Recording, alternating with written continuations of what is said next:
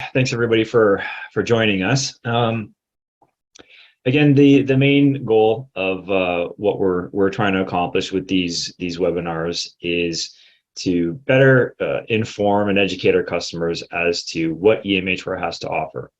You know, throughout our regular interactions with our customers, one of the things that we hear on a regular basis is simply, "Oh, I didn't know EMHware could do that," or "Do you guys happen to have a module that can do X, Y, and Z?"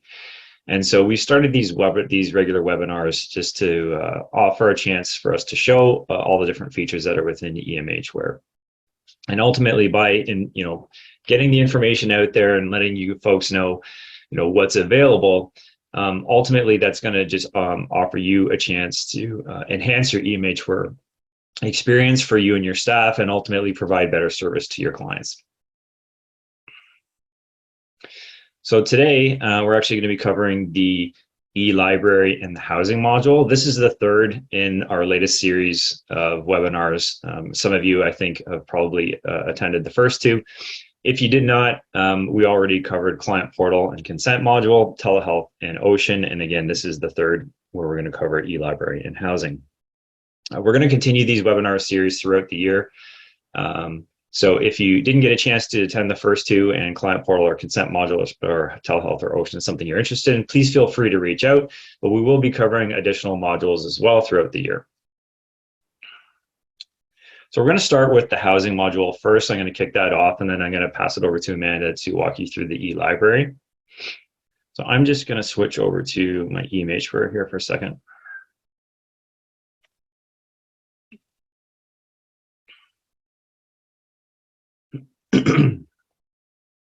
Can everybody see my screen? Can somebody EMHware just give me confirmation? Yeah, we can see it, Adam. Thanks, Amanda. And I do apologize ahead of time. I've been battling a bit of a cough, so if I have to go on mute every once in a while, I do apologize. So the housing module was built ultimately to serve the needs of agencies who provide some kind of residential services to their clients. The main features of the housing module are the ability to manage occupancy, so know which clients are in which buildings and which units, manage their rent roll, so be able to apply rent, charges, and payments, and track that. And also it acts as a full asset management database. So any assets that you have within your units and buildings, you can input them into the housing module and track them, as well as you can create work orders, purchase orders, and a number of other features that we'll cover. So to start out with, I'm just going to pull up an existing client here. So this is just a test march. This is just working out of one of our demo sites, DemoK. Some of you probably have played around in here before. And I'm going to give you the perspective from the client file first, and then I'm going to move on to the global tab to cover the sort of the larger management of the housing. So if I had just registered a new client in the database and they're going to be a residential client, this is kind of going to walk through the process of how it would work. So I'm just going to click on the client menu, scroll down to the housing module.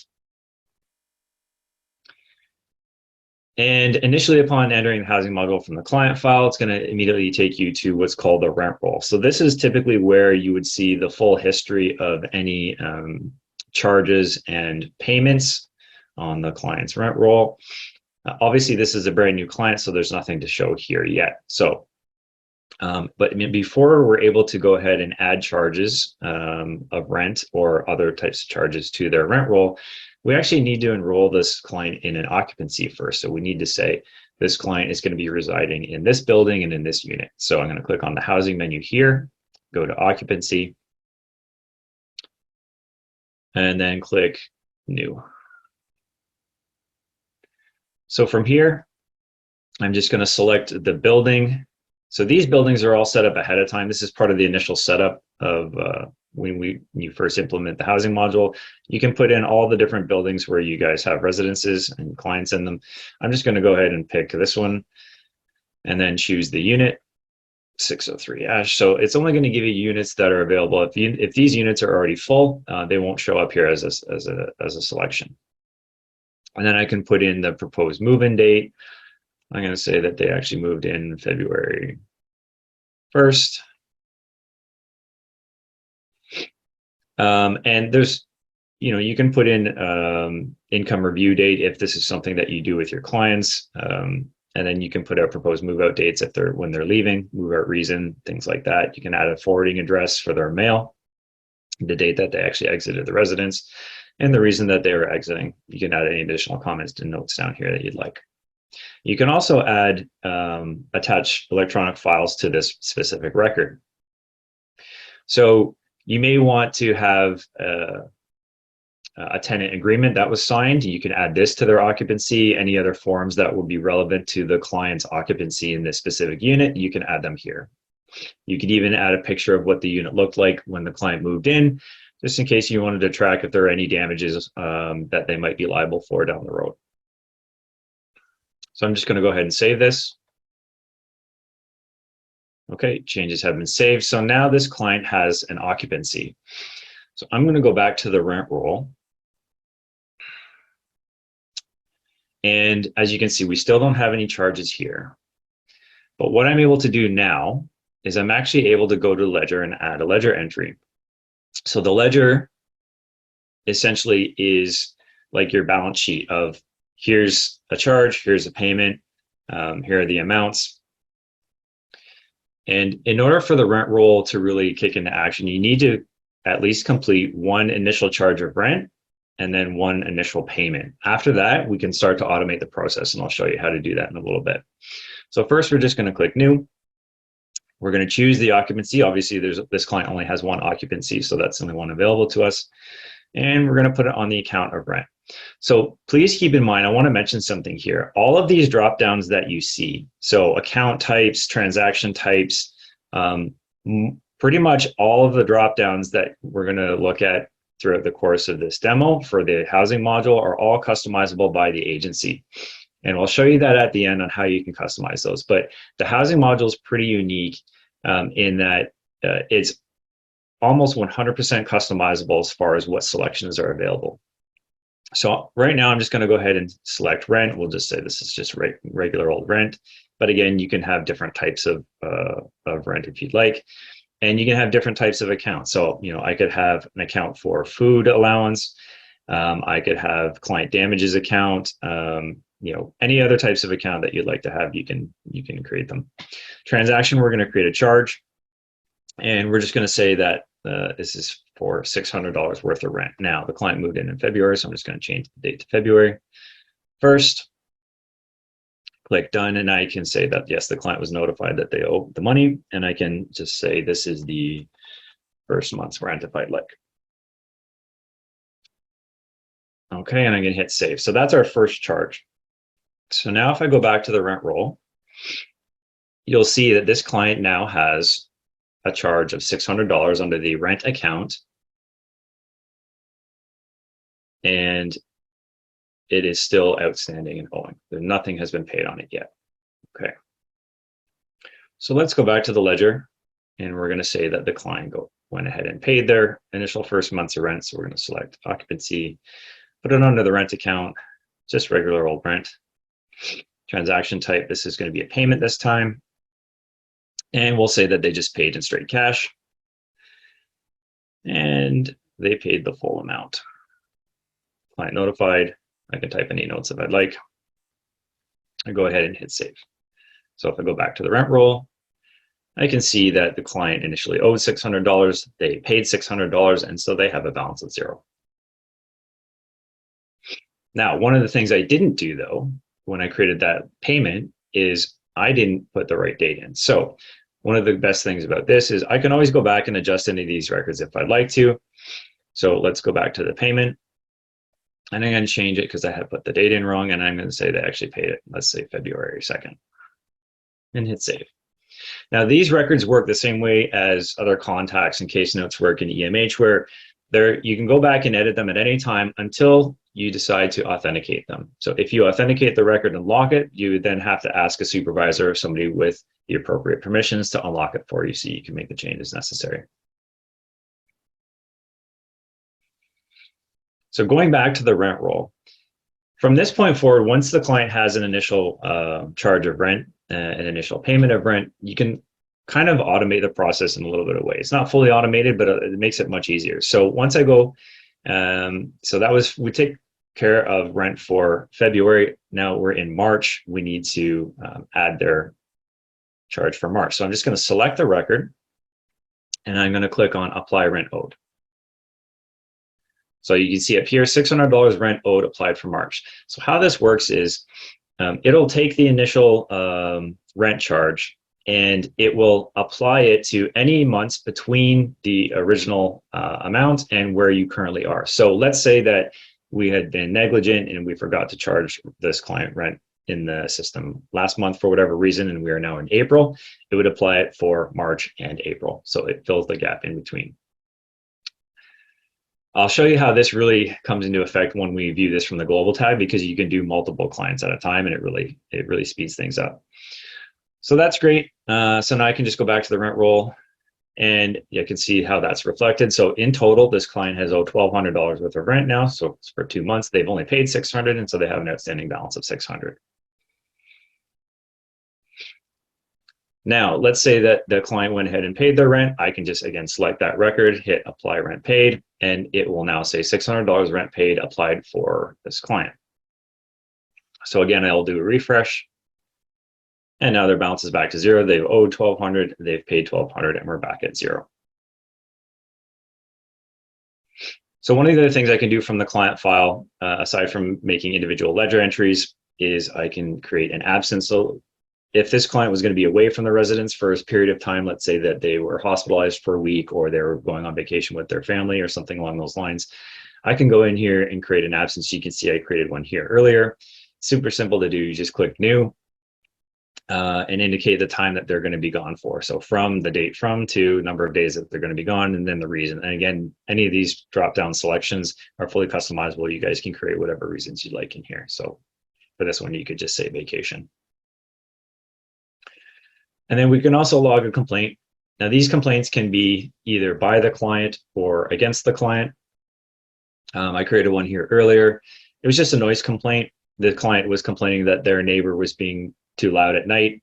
And again, the complaint type, this little drop down is fully customizable. You can add as many different ones in here as you like. So that kind of takes care of it from the client perspective. Let's move on over to from the global tab view. And this little window's in my way. Let me move that. Okay.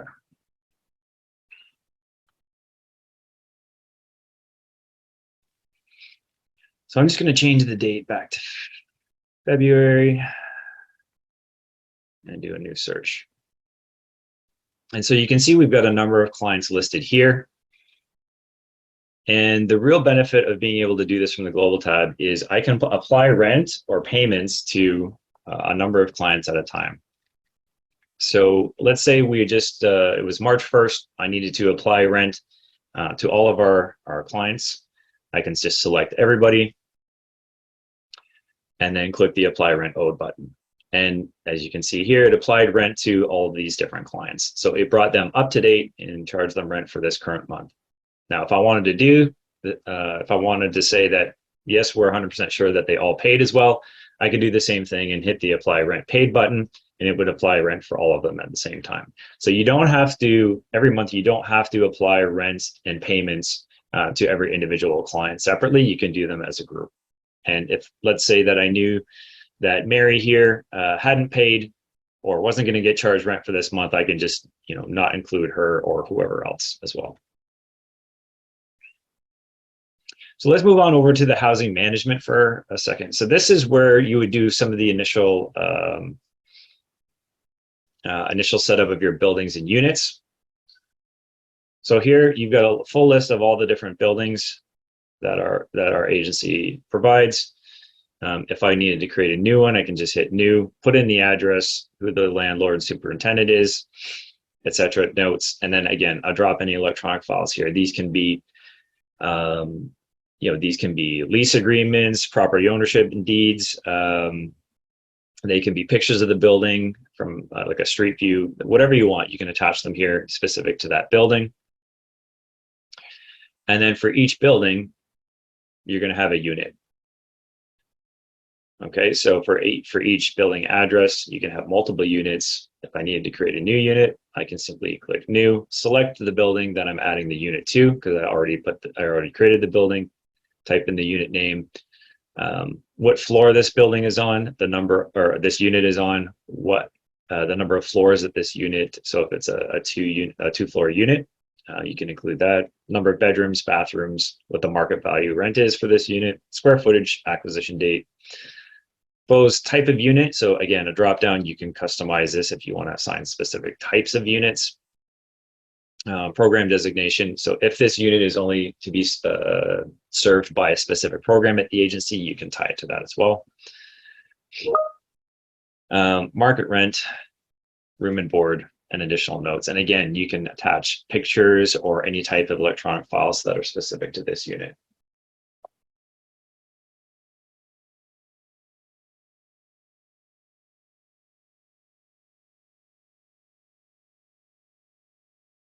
Cancel. So let's pop into the asset management for a second. So this is kind of a really great feature for the housing module, and it allows you to track all of your assets that are in these buildings and in these units. So let's say in a specific unit, there's we've got a fridge, stove, microwave, TV, whatever kind of appliances or furniture that you'd like. You can add them all in here to the asset database. You can assign a category. Let's just say we wanted to add a new one. We can say it's at Churchill Avenue in Unit 6. Let's say it's a fridge, and we can put in the model. So let's say it's a GE, super cool, manufacturer, GE, serial number, asset tag, equipment status. So it's brand new. The date it was purchased, warranty expiration date, the value of the unit, where it was purchased from. Again, these drop downs can be all customized by you folks. Let's say this one is from Appliance Canada. Any specific notes, and we can include a copy of the original bill of sale, receipt, or a picture of the fridge, any kind of relevant electronic files that we think would be helpful. And so you can do this for all your assets, and that way it allows you to track when warranties are going to be expiring, when we might need to replace and life cycle a unit, as well as just knowing, where all your different assets are. So I know that in this building, in this unit, here's what is in there. And I can have a picture of the original state of the unit in case, again, if you want to refer back to it, if any damages had been done to the unit. One of the agencies that I was talking to before that were using this said that they also ended up using this to track all their assets in their office building as well. So not just for the residential, but for their office equipment as well. So I thought that was a unique use case. You can create additional charges specific to the units themselves. So if we know that at 164 Main Street in Unit 1, there's an additional charge of cable TVs included in the unit. You can include an additional charge specific to that unit. So whether it's some kind of utilities, maybe there's a parking space that goes with that unit that there's a charge for every month, you can assign those charges directly to the unit itself.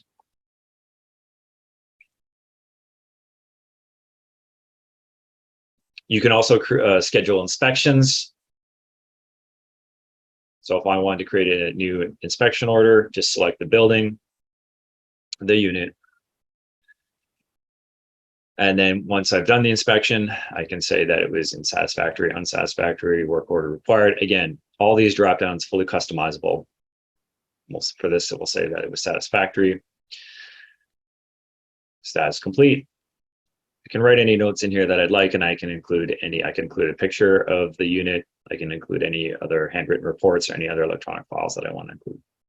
I can also schedule a follow-up. So these are the types of inspections that typically you might have a superintendent or a landlord do. You can also schedule work orders.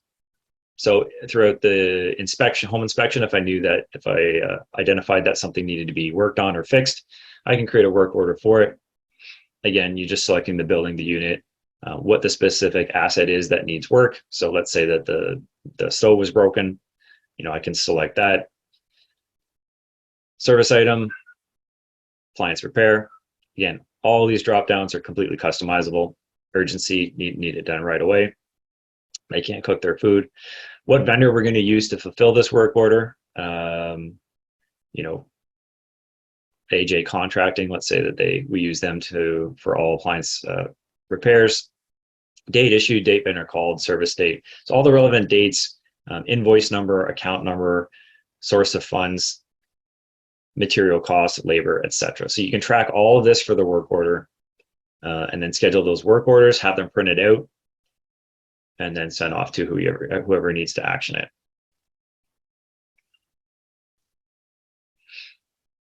You can also create a purchase order. So if a work order was scheduled and the payment was required to fulfill the work order, you can create a purchase order for that and tie it back to the ID of the work order that you created.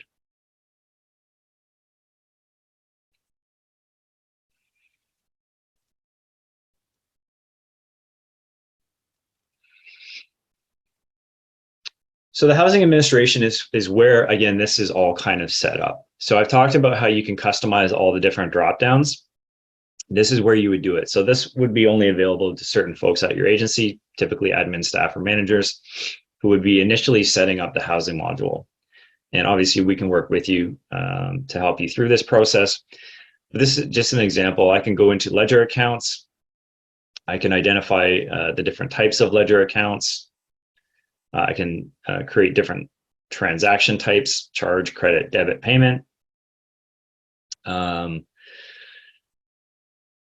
Absence reasons, different types of complaints, unit types. So all those drop downs where you're selecting different types of things, different types of accounts, you can all create them and modify and edit them in here. So again, housing module is really customizable. You can make it tailored to your needs of your agency. If you only track rent, you only need one account. If you track rent and a number of other accounts, you can create as many as you'd like. Perfect. Okay, so I'm going to go ahead and share my screen. And I'm logged into EMHware over here on my dev site. So the eLibrary lives in your global menu. So I'm going to go, to my global menu, and I'm going to go down to the eLibrary. So the eLibrary is a module that allows you to track tangible resources within your organization. So perhaps you have equipment or books and resources that you allow your clients or your staff to check out and essentially borrow for a certain period of time. The eLibrary is essentially the catalog to hold all of those things and for you to track who has them and when they're expected to be returned. So here I am in my item search for my eLibrary. So it has 3 menus enlisted here. So we have the main eLibrary menu that allows us to see all available items, see what's checked out, and see who our eLibrary members are. And then we're going to take a look in a little bit at the items and copies, and then how we set all of the items up within the eLibrary. So here in the eLibrary item search, I have a number of different pieces that I can search for the items that are available. And if I go ahead and I type social, for instance, I'll get a listing. That was a very common word I used in here, but I'll get a listing of all of the items that contain that text within. And I can also search by a call number or maybe the type of item that we're looking for. So is it a book? Is it equipment? Is it a sensory item? Is it a toy? And then we have categories that are set up. So you can search by those as well. Or perhaps if it's a book by the author, or if you've got the barcode recorded, you can pull it up here. So as you do your search, you'll see all of the items that are available. And these are going to be listed in alphabetical order. And you'll notice here, I've got this click to view item. So some items have pictures associated with them. None of the ones that I'm selecting are, but if there is a picture to be selected, it will appear in the click to view for you. So you do have the ability to associate an image with an item. Then you will see an overview of the content, And over here on the right hand side, so if I'm checking this out for myself as a worker, I can click on check out the item, and it's going to go ahead and check it out under my name. Now, if I want to dig deeper into these items, I can go into the items and the copies and take a look. Now, if I want to check out an item for a client, if I go into the checked out resources section and I can create a new one, I can select my client or my eLibrary member. So first step is to go to the eLibrary members and create a new one. And this is where we can say, okay, test 1, 2, 3, 4, 5 is going to be my member. I can put in their email address, their status, and I can save them. And once they're enrolled, this client is already selected, but once they're enrolled, they will show up in our area where we can check out the resources for them. So to check out an option, I'm going to pick, Joanne here, and I'm going to select the item. So we're going to get her this game, and I'm going to say this is when she checked it out, and go ahead and save it. And when she comes back, I can go in and update that the item has been returned. So the use of the eLibrary itself is pretty simple, and there is a lot that you can do as far as setting it up for your organization. So when you get it, it comes empty, and then you can build your items into it. So for instance, you first start by creating all of your drop downs that are available within your items. So I'm just going to open up this one. So when you're adding your items, I've identified that this one is a book, and we've got our skill levels, the title of my book. If I'd like to put in a description or any information about this item, I can utilize the description field. Got my subjects, my author, my publisher, and I can get as in-depth with this item as I would like.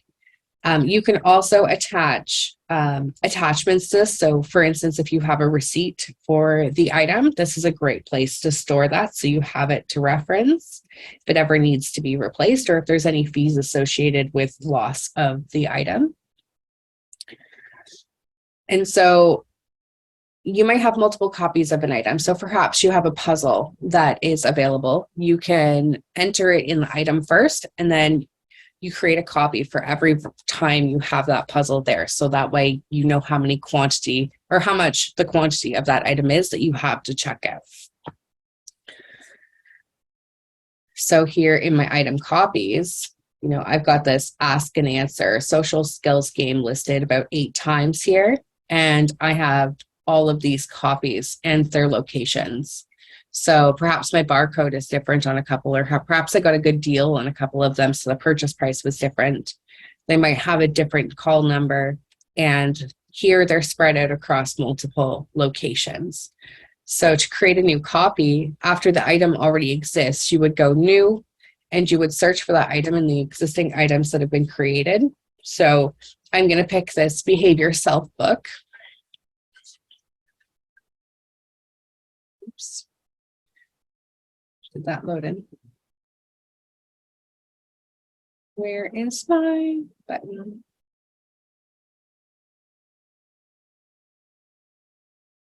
Okay.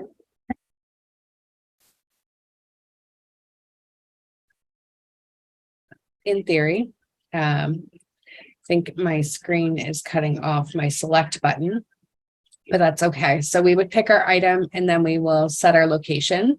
So your locations are set up in the administration section. So I'll say that this one is located at our Belleville Resource Center. And then I have the ability to fill out any additional information for it that I'd like to show up. And then you can create as many copies as are required.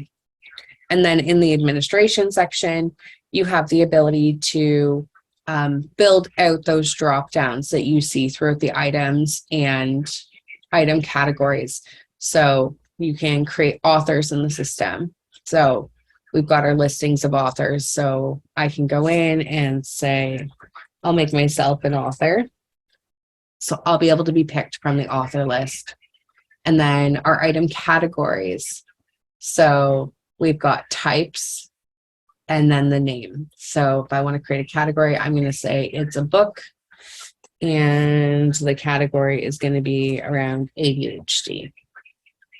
So that way, when I'm searching for things, I can look for books that are about ADHD. And when I'm adding new books, I can categorize them. So then I can say, okay, the Truth About ADHD book is under this category.